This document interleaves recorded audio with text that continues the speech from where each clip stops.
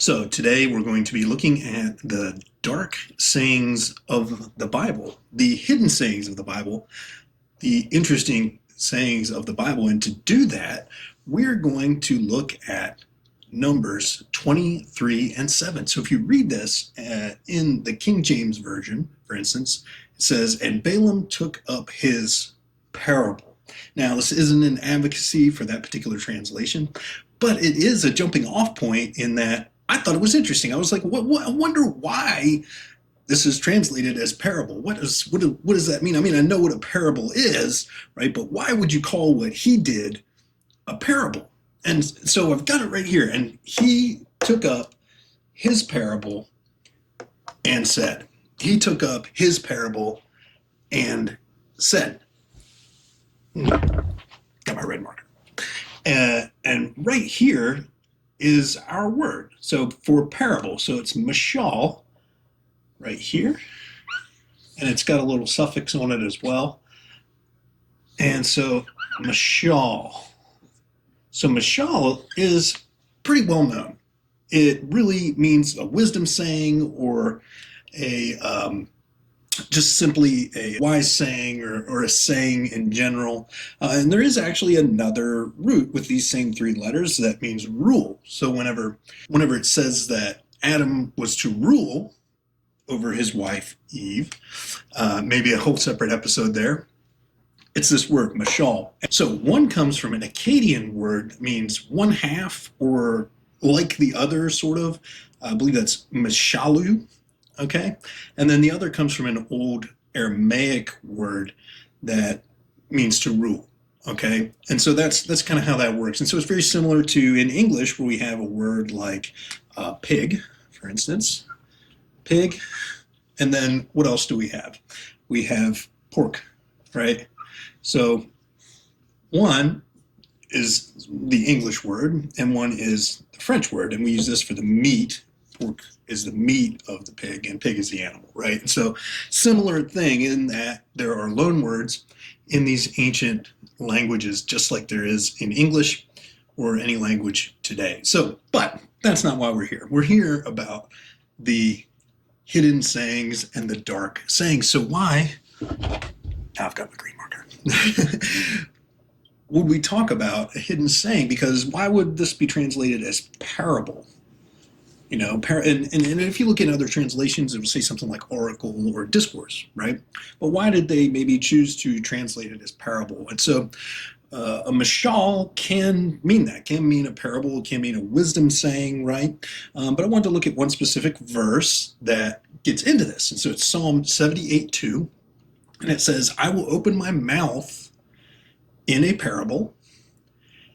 I will utter dark sayings." See, there are dark sayings in the Hebrew Bible. And so that word for dark sayings is hidah. Okay, so it's hidah. And that's right here. So we'll give you hidah. Hidah. All right, probably an A there. All right, so this is a very cool word, very interesting word, and it's used to not only describe this saying in Psalm 78:2, but it's also used to describe what Samson says whenever he tells his parable to the Philistines, when he says, "Out of the eater came something to eat. Out of the strong came something sweet." And so that is a hidah.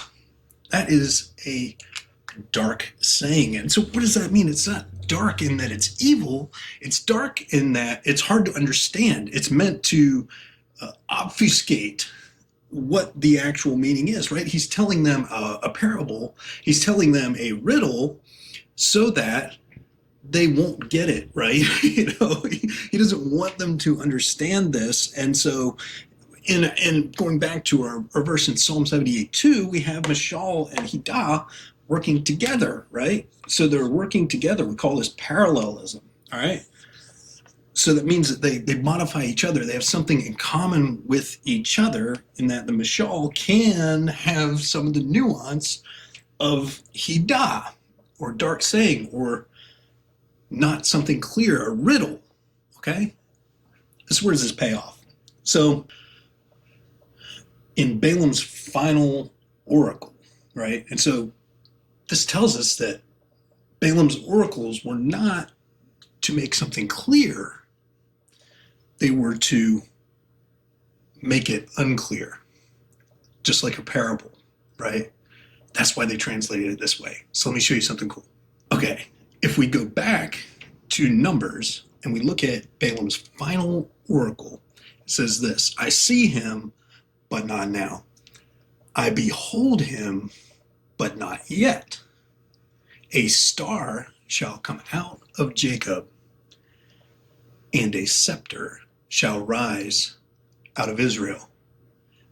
Balaam's parable, Balaam's oracle, was clouding this. Okay? It was clouding that. It was a messianic prophecy buried in the Old Testament. This is the dark saying of the Old Testament, the dark saying of Numbers. The dark saying of Balaam is not evil, it's messianic. And it's so interesting to me that he used a parable, he used an unclear saying to predict the one who would teach in the same way. Pretty cool, huh? Well, that's all I've got for you today. I appreciate you hanging with me, checking this out. If you enjoyed this, give a like, a comment, a subscribe. Really appreciate it. I want to do some more videos like this, and maybe I'll clean up my handwriting too.